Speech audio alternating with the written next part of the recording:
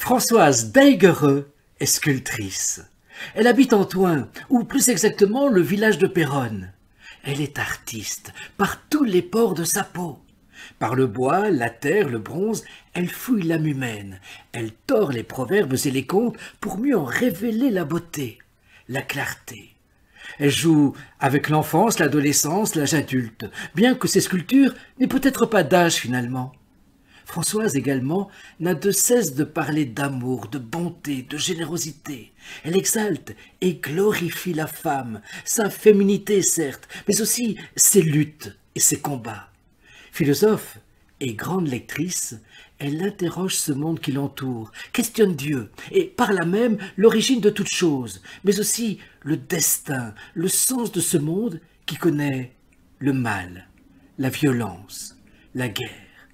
Je serai sa voix pour ces séquences philosophiques.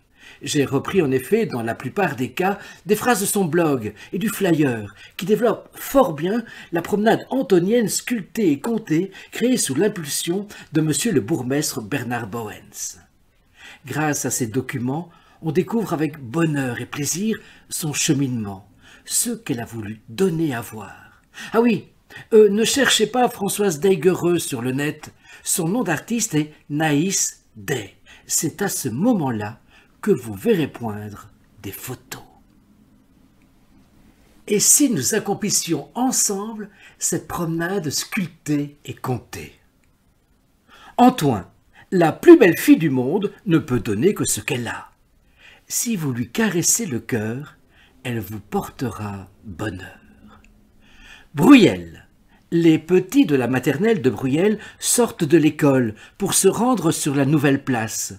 Les architectes qui ont placé une aire de jeu et une piste pour la pétanque y ont intégré entre les deux un socle en pierre, soulignant les âges de l'enfance. Pour Bruyel, énonce Naïs, j'ai retenu ce proverbe centrafricain. Il faut tout un village pour qu'un enfant grandisse. Voilà donc le petit bronze qui l'illustre sur ce beau socle. Tout autour, les enfants et les grands y ont mélangé leurs empreintes. Le petit bonhomme à l'oiseau voit tout souriant vers l'école. Il le laisse s'envoler de ses propres ailes, comme il le fera un jour lui-même. Naïs, qui privilégie le tactile, sourit avec cet adage. Pour souhaiter le bonheur aux enfants, frotter son pied qui fait un pas en avant. Calonne. Goethe a écrit « L'audace a du génie, du pouvoir, de la magie ». Flavie et ses deux petits frères, Tom et Pierrot, tout aussi audacieux qu'elle, soignent un redoutable dragon.